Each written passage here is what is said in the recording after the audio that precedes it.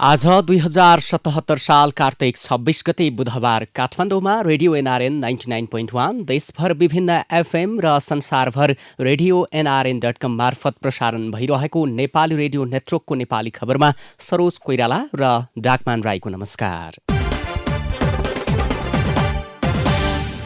Corona नियन्त्रणबारे सरकारको निर्णय एकातिर, कार्यान्वयन अर्कोतिर। नेकपा कार्यविभाजनको औचित्य सकिएको प्रचण्ड नेपाल समूहको निष्कर्ष। दर्ता बिनै सेटिङमा चल्दै क्रसर उद्योग, कक्षा छाड्ने दर बढ्न सक्ने लगायतका खबर आजका पत्रपत्रिकाको अघिल्लो पृष्ठमा छापिएका छन्। अन्नपूर्ण पोस्टमा छापिएको पुष्पा लालुको अनौठो माया शीर्षकको खबरलाई हामीले आजको खास खबर बनाएका छौं। 1 महिनाको गैंडाको टुहुरो बच्चा पुष्पा, सानो र चिल्लो शरीर। पुष्पा लुटपुटिँदै मानिसको वरिपरि घुम्दै चरिरहन्छे। पुष्पाका साथी छन् राष्ट्रिय प्राकृतिक संरक्षण कोषका वन्यजन्तु प्राविधिक लालबहादुर महतारा। उनी हरेक दिन बिहानदेखि बेलुकासम्म पुष्पाका हरेक क्रियाकलाप ख्याल गर्छन्। माउको माया पाउन नसकेकी पुष्पालाई लालबहादुरले माया दिएका छन्। लालु पुष्पाको मायाले सबैलाई चकित बनाउँछ। लालबहादुरको आवाजलाई सजिलै थम्याउने पुष्पा खोज्दै त्यही पुग्छे। 10 महिनाकी बच्ची पुष्पा र महताराको माया प्रेमले सबैलाई चकित बनाउँछ।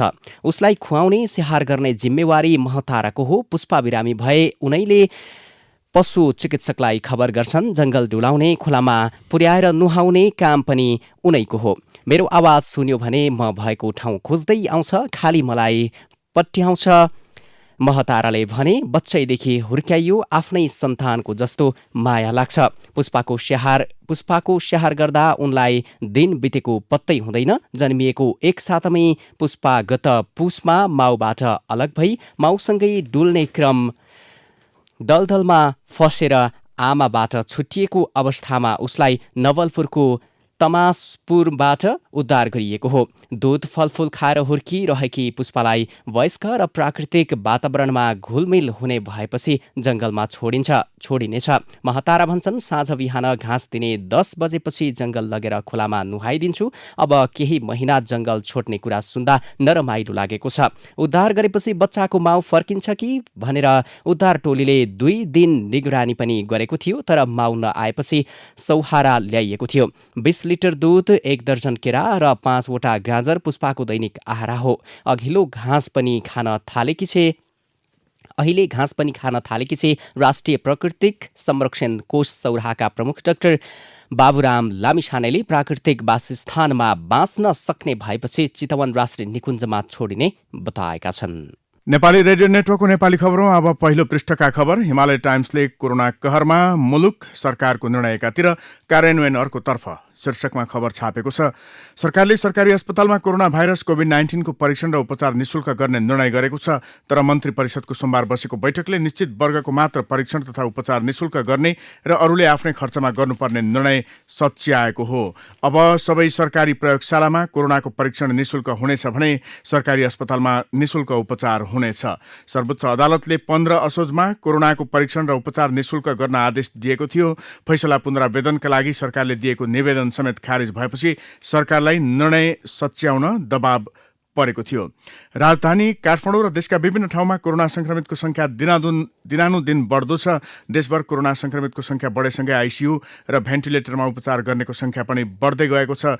आइसियुमा र भेन्टिलेटरमा उपचार गर्नेको संख्या बढ्दै जाँदा अस्पतालमा आइसियु र भेन्टिलेटरको अभाव हुन थालेको छ। मन्त्रालयले 40% खाली रहेको बताए पनि धेरै बिरामी सरकारी अस्पतालमा आइसियु र भेन्टिलेटर खाली नहुँदा महँगो पैसा तिरेर निजी अस्पतालमा उपचार गराउन बाध्य छन् भने केही पैसाको अभावमा मृत्यु कुर्न बाध्य छन्। यता मंगलबार थप 2736 जनामा कोरोना भाइरसको संक्रमण पुष्टि भएको छ। यो सँगै नेपालमा कोरोना संक्रमितको कुल संख्या 1,79,760 पुगेको छ। देशभर 38,035 जना सक्रिय संक्रमित छन्। स्वास्थ्य तथा जनसंख्या मन्त्रालयका अनुसार मंगलबार देशभर थप 853 जना कोरोना संक्रमण मुक्त भएका छन्। यो सँगै हालसम्म 1,60,577 जना निको भएका छन्।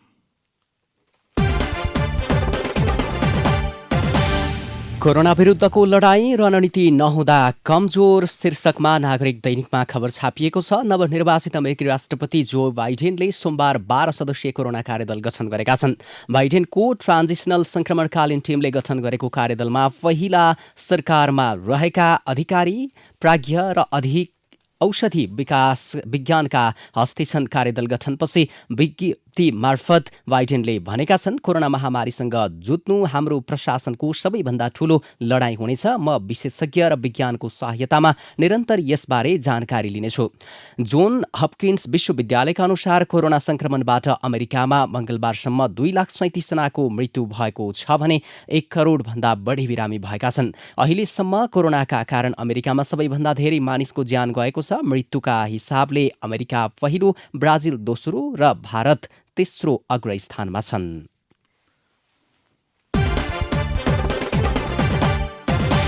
नेकपा विवाद ओलीले सहमति नदिँदा बैठक अनिश्चित, राजधानी दैनिकले खबर लेखेको छ। सत्तारूढ नेपाल कम्युनिस्ट पार्टी नेकपाको सचिवालय बैठकका लागि प्रधानमन्त्री एवं पार्टी अध्यक्ष केपी शर्मा ओलीसँग अर्का अध्यक्ष पुष्पकमल दाहालले गरेको प्रस्तावमा ओलीले सहमति नजनाउँदा बैठक अनिश्चित बनेको छ।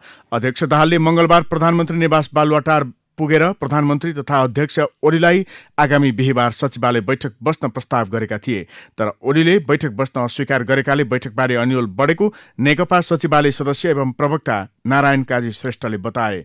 गत शनिबार प्रधानमन्त्री एवं अध्यक्षलाई लिखित पत्रसहित भेटेर सचिवालयको बैठक बस्ने कुरामा सहमति जनाउन र तुरन्त बैठक बस्न अनुरोध गरेका थियौं। यसबीचमा बैठक बस्ला भन्ने अपेक्षा थियो, तर बैठक बसेन। बैठक बस्ने कुरामा ओलीले सहमति दिनु भएन, प्रवक्ता श्रेष्ठले भने। मंगलबार अध्यक्ष दाहालले अर्का अध्यक्ष ओलीलाई भेटेर 27 गते बैठक बस्न र बैठकमा आउन अनुरोध गर्नु भएको छ, तर ओलीले बैठक बस्ने विषयमा सहमति जनाइसक्नु भएको छैन। उहाँले बैठकमा सहमति जनाउनु हुनेछ र सहमतिमै बैठक बस्नेछ भन्नेमा आशामा छौं। प्रधानमन्त्री ओलीसँग भेटेर अध्यक्ष दाहाल पार्टी केन्द्रीय कार्यालय धुम्बाराही पुगेका थिए। पार्टी केन्द्रीय कार्यालयमा सचिवालय कमिटिको अनौपचारिक बैठकमा अध्यक्ष दाहालले प्रधानमन्त्री ओलीसँग भएको छलफलबारे ब्रिफिङ गरेका छन्।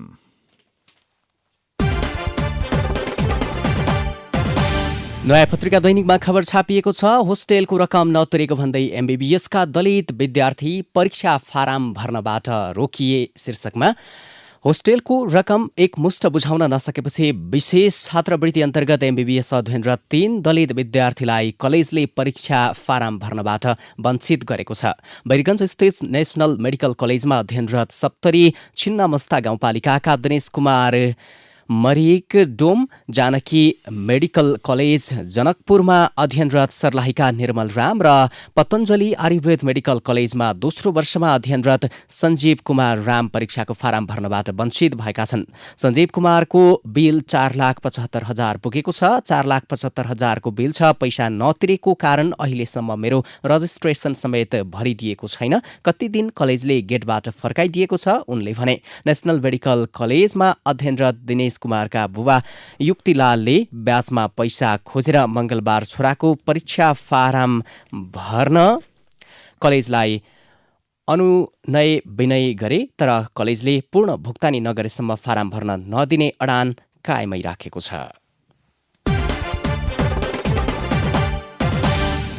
37 जिल्लामा रहेका 279 क्रसर उद्योग मध्ये 101 वटा क्रसर उद्योग दर्ता नै नभई अवैध रूपमा सञ्चालन भएको पाइएको छ। मंगलबारसम्म अध्यावधिक विवरण अनुसार 37 वटा विभिन्न जिल्लाबाट प्राप्त क्रसर उद्योगको विवरण मध्ये कुल 279 उद्योगमा 101 वटा उद्योग बिना दर्ता सञ्चालन भइरहेको पाइएको हो। विवरण अनुसार देशभर 178 उद्योग मात्रै दर्ता भएर सञ्चालित भएका छन्।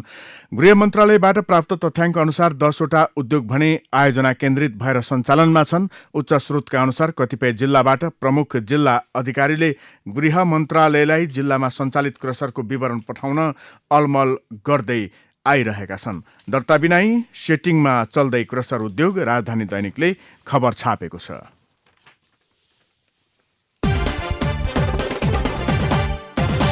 सरकारको अर्थपूर्ण पहल शीर्षकमा नयाँ पत्रिका दैनिकमा खबर छापिएको छ। यसका मुख्य बुँदा छन्। आलोचना सम्बोधन गर्दै सरकारले किताबमा भन्सार हटाएको छ। कोरोना बिमाको भुक्तानीमा पहल कदमी लिएको छ र स्थानीय तहमा 15 शैय्याको अस्पताल शिलान्यास गराउन तयारी थालेको छ। आलोचना गर्नेलाई शत्रु घोषणा गर्ने होइन, कमजोरी सच्याउने परिपाटी सुरुवात होला, आशा जागेको छ।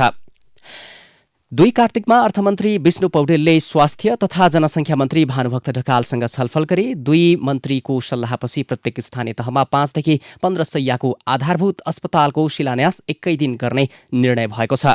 यस्तै विश्व बजारमा कोभिड-19 को खोप उपलब्ध हुने बित्तिकै आपूर्ति सुनिश्चित गर्न आवश्यक कूटनीतिक र अन्य पहल गर्ने विषयमा अर्थमन्त्री र स्वास्थ्य मन्त्रीबीच छलफल भएको थियो। सोमबारको मन्त्री परिषद बैठकले खोप आयातको प्रक्रिया तत्काल सुरु गर्न आवश्यक बजेट लगायतका विषयलाई सहजीकरण गर्न अर्थ, स्वास्थ्य र परराष्ट्र मन्त्रालयका सचिव सम्मिलित कार्यदल समेत गठन गरिसकेको छ। यसैगरी अर्थमन्त्री पौडेलले 12 कार्तिकमा भूमि व्यवस्था, सहकारी तथा गरिबी निवारण मन्त्री पद्मा अर्याललाई मन्त्रालयमा बोलाइ चालु आर्थिक वर्षभित्रै गरिबी परिवार पहिचान तथा परिचय पत्र वितरण सम्पन्न गर्ने निर्णय गराएका छन्।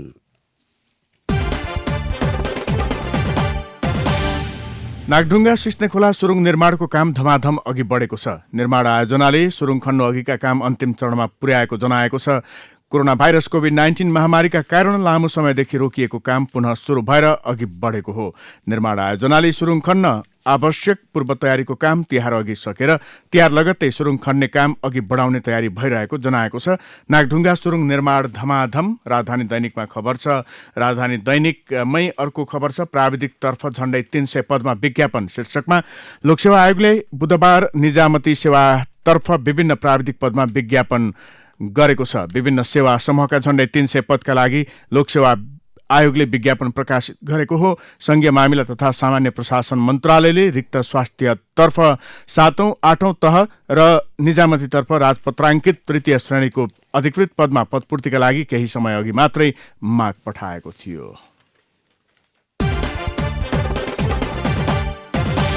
कक्षा छाट्ने दर बढ्न सक्ने गोरखापत्र दैनिकमा खबर छापिएको छ।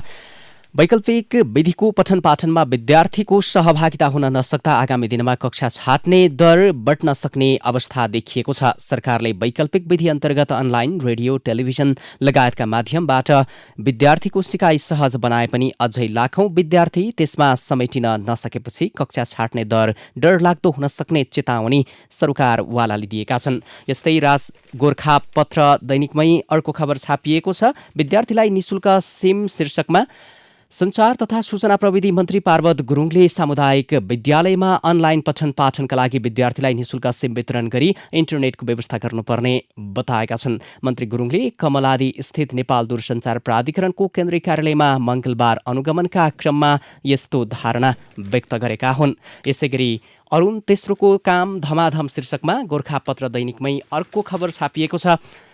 सङ्खुवासभा जिल्लामा सञ्चालित महत्त्वपूर्ण विकास निर्माणका कामको अवलोकन गर्न प्रधानमन्त्री केपी शर्मा ओली बुधबार सङ्खुवासभा पुग्नुहुने भएको छ। त्यहाँ भइरहेको महत्त्वपूर्ण कामबारे चर्चा सुरु भएको छ। सङ्खुवासभामा प्रधानमन्त्री ओलीले अरुण तेस्रो परियोजना, उत्तर दक्षिण कोशी राजमार्गको बाँकी कामको अवस्था र किमाथाङका नाकाको आउट बोर्डर पोस्ट BOP को अनुगमन गर्नुहुनेछ। अब भित्री पृष्ठका खबरहरू। संघीय मामिला तथा सामान्य प्रशासन मन्त्रालयले बजेट पास नगर्ने स्थानीय तहलाई अविलम्ब गाउँसभा गरेर बजेट पेश गर्न निर्देशन दिएको छ। आर्थिक वर्ष 2077-78 सुरु भएको चौथो महिना बितिसक्दा पनि 35 स्थानीय तहले बजेट पास गर्न सकेका छैनन्। हाल 19 गाउँपालिका र 16वटा नगरपालिकाले बजेट ल्याउन सकेका छैनन्। कानून अनुसार अघिल्लो आर्थिक वर्षको 10 असारभित्रै स्थानीय तहले बजेट पास गरिसक्नुपर्ने व्यवस्था छ। सामान्य प्रशासन मन्त्रालयका सहसचिव वसन्त अधिकारीले बजेट ल्याउन असफल स्थानीय तहलाई कानूनी व्यवस्थाको पालना के कति कारणले नभएको हो भनी खुलाउन स्पष्टीकरण सोधेका छन्। बंगलादेशबाट 50,000 टन युरिया खरिद गरेर ल्याउने मन्त्री परिषदको निर्णयपछि दुवै देशका सरकारी अधिकारी मल खरिद बिक्री प्रक्रिया अघि बढाउन क्रियाशील भएका छन्। सम्पूर्ण कागजी प्रक्रिया पूरा गरी ढुवानी गर्दा बंगलादेशबाट महिना दिनभित्र युरिया नेपाल भित्रिन सुरु गर्ने कृषि सामग्री कम्पनी लिमिटेडले जनाएको छ। प्युठानको 9 बहिनी 3 रुम्बाङका लोकेन्द्र खत्री र उनका दाजु भारतको पन्जाब स्थित फिरोजपुरमा होटलमा काम गर्थे। दाजुभाइको कमाईले 13 जनाको संयुक्त परिवारको गुजारा राम्रै चलेको थियो। तर कोरोना महामारीले रोजगारी खोसियो। लकडाउनकै बेला 70 नाघेका वृद्ध बुवा कौशीबाट खसे। बुटवलमा 1 महिना राखेर उपचार गर्दा 80,000 रुपैयाँ खर्च भयो। भएको पैसा बुबाको उपचारमै सकियो। अब त भारत नपसी औषधि नुन तेल जुटाउने उपाय नै छैन। लोकेन्द्रले भने हामी जस्ता गरिब विपन्नलाई न साहुले पत्याउँछन् न सरकारले हेर्छ। कोरोना महामारीबाट जोकिन गत वैशाखमा भारत घुम्बईबाट घर आएका गुल्मीको सत्यवती 3, सिंहदीका छविलाल सिंझाली 3 साता अघि घटस्थापनाकै दिन भारत फर्किएका छन्। नेपाल र इजरायल सरकार बीच भएका श्रम सम्झौता अनुसार नेपालबाट दक्ष श्रमिक इजरायल पठाउनका लागि कार्यविधि तयार भएको छ। श्रम रोजगार तथा सामाजिक सुरक्षा मन्त्रालयले सरकारी माध्यमबाट नेपाली श्रमिक इजरायल पठाउँदा पारदर्शी हुने गरी कार्यविधि तयार गरेको जनाएको छ। पर्याप्त भण्डारण स्थल नहुँदा पेट्रोलियम पदार्थको आपूर्ति व्यवस्थापनमा कठिनाई भइरहेको बेला नेपाल आयल निगमले पोखरामा 1 करोड लिटरको डिजेल भण्डारण स्थल निर्माण गर्ने भएको छ। निगमले 77 करोड 77 लाख रुपैयाँ लगानीमा भण्डारण ट्याङ्क निर्माण गर्न सुरु गरेको हो। निगमको गण्डकी प्रादेशिक कार्यालय मातहत 50 लाख लिटर 5000 किलो लिटरका 2वटा भण्डारण ट्याङ्क यसै साताबाट निर्माण सुरु गर्ने निगमका कार्यकारी निर्देशक सुरेन्द्र कुमार पौडेलले बताएका छन्। विकासको विभिन्न चरणमा रहेका जलविद्युत आयोजनामा कोरोना महामारी र बन्दाबन्दीका कारण परेको प्रभाव र त्यसको समाधान निकाल्न सरकारले सक्रियता बढाएको छ। समस्याको पहिचान र समाधानको उपाय खोज्न ऊर्जा, जलस्रोत तथा सिँचाइ मन्त्रालयले विभिन्न सरकारवाला समेत राखेर गठन गरेको अध्ययन तथा सिफारिस कार्यदलले कामलाई तीव्रता दिएको हो।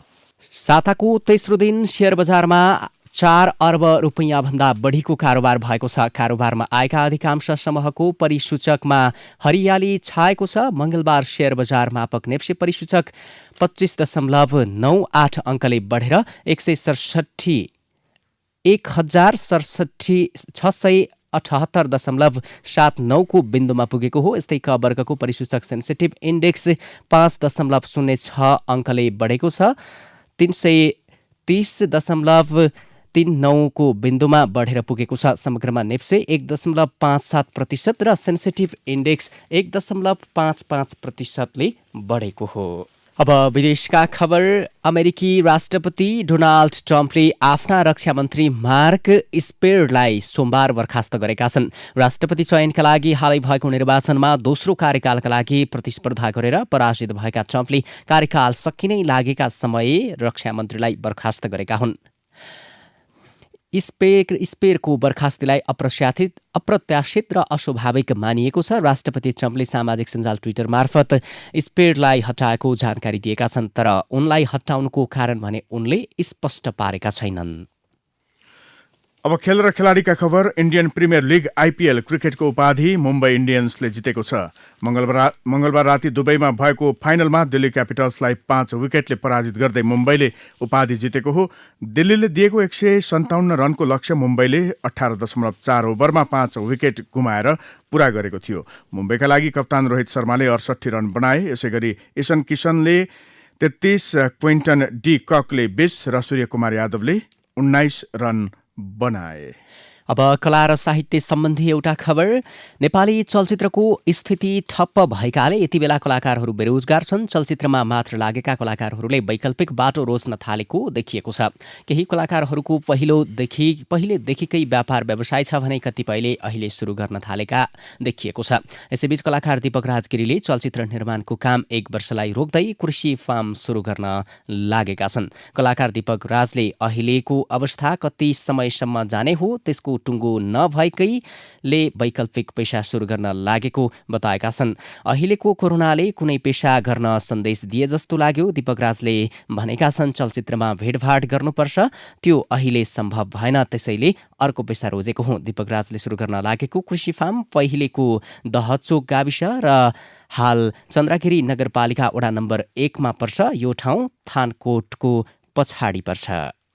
अब विचार विश्लेषणको पालो। बाटो सच्याउने संकेत शीर्षकमा सम्पादकीय विचार छापेको छ नयाँ पत्रिकाले।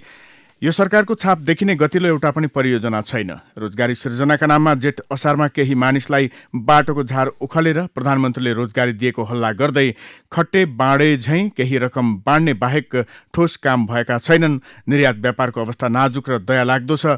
रेमिटान्सबाट आएको पैसा र आयात आधारित राजस्वमा निर्भर अर्थतन्त्रको जग उत्पादनमूलक क्षेत्रबाट विस्थापित गर्ने लक्षण देखिन्न। कोरोनाका कारण थला पर्दै गएको अर्थतन्त्रलाई लिकमा फर्काउने इच्छाशक्ति र परियोजनाका योजना न सत्ताधारी दलसँग छ न सरकारसँग। यस्तो अवस्थामा फेरि सानातिना लिपापोती सुधारमा फस्ने सम्भावना छ।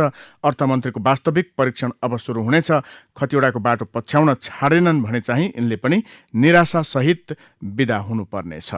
राजनीतिक नेतृत्वबाट ठगिएका जनता र देश शीर्षकमा शङ्कर तिवारीको विचार हिमालय टाइम्समा छापिएको छ। गरिब निमुखा श्रमजीवी वर्गका लागि उचित गाँसबास र औषधि उपचारको सहज व्यवस्था साथै आम नागरिकका लागि कोरोनाको निशुल्क स्वास्थ्य सेवाको व्यवस्था गर्न सके भोलि तिनै कर्मठ गोर्खाली हातहरूको मजदुरी र किसानीले उत्पादन मार्फत अर्थतन्त्रको जग बलियो बनाउनका लागि पर्नेछन्। निशुल्क कोरोना स्वास्थ्य परीक्षणको सहज व्यवस्था, कोरोना विशेष अस्पताल र गैर कोरोना अस्पतालको छुट्टा छुट्टै व्यवस्था गरी तुरन्त कोरोना उपचार कोषमा जम्मा भएको 6 अर्ब रकम कोरोना संक्रमणको उपचारका निम्ति लगाउँदै नागरिकको बाँच्न पाउने अधिकारको सुनिश्चितता होस्। बीमा कम्पनीको मनोमानी र बिमितहरू प्रति गरिएको दुर्व्यवहार अन्त्य गर्दै स्वास्थ्य बीमालाई व्यापक र विश्वसनीय बनाओस् अनि अग्रपङ्क्तिमा ज्यान जोखिम मोलेर रातदिन उपचारमा तल्लीन स्वास्थ्यकर्मीको सुरक्षाको प्रबन्ध गर्दै प्रोत्साहन र हौसला प्रदान गरोस् भन्ने आग्रह गर्नु अन्यथा हुने छैन। अब घडीको सुई पछाडि फर्काउन सकिन्न। कमल थापाको विचार आजको नयाँ पत्रिकामा छापिएको छ। 12 बुँदे समझदारीलाई पश्चिमा मुलुकले आफ्नो दीर्घकालीन स्वार्थ पूरा गर्ने अनुकूल वातावरणको रूपमा स्वागत र आत्मसात गरे। यस प्रकार देशी विदेशी शक्तिका जायज नाजायज गठबन्धनको परिणामस्वरूप नेपाली राष्ट्रियता र एकताको प्रतीक राज संस्थालाई एक्लो पारियो। नयाँ न्यारेटिभ अन्तर्गत नेपालको राष्ट्रिय एकीकरणलाई विस्तारवादी षड्यन्त्र, राष्ट्र निर्माता पृथ्वीनारायण शाहलाई निरङ्कुश विस्तारवादी, एकात्मक शासन व्यवस्थालाई विकास विरोधी र विभेदकारी, सनातन धर्म र परम्परालाई पुरातनवादी, अन्धविश्वास तथा सम्पूर्ण विगतलाई कालरात्रिका रूपमा चित्रित गर्ने भरमग्दुर प्रयास गरियो। लोकतन्त्रकै मान्यताको परिधिभित्र रहने संवैधानिक राज संस्था कायम भने गर्न सकिन्छ। हवस् त अहिलेको लागि नेपाली खबर यति नै। नेपाली रेडियो नेटवर्कमा यसपछि पत्रकार ऋषि धमलाको साथमा नेपाली बहस सुन्न सक्नुहुनेछ। नेपाली रेडियो नेटवर्क सुन्दै गर्नुहोला। नमस्कार।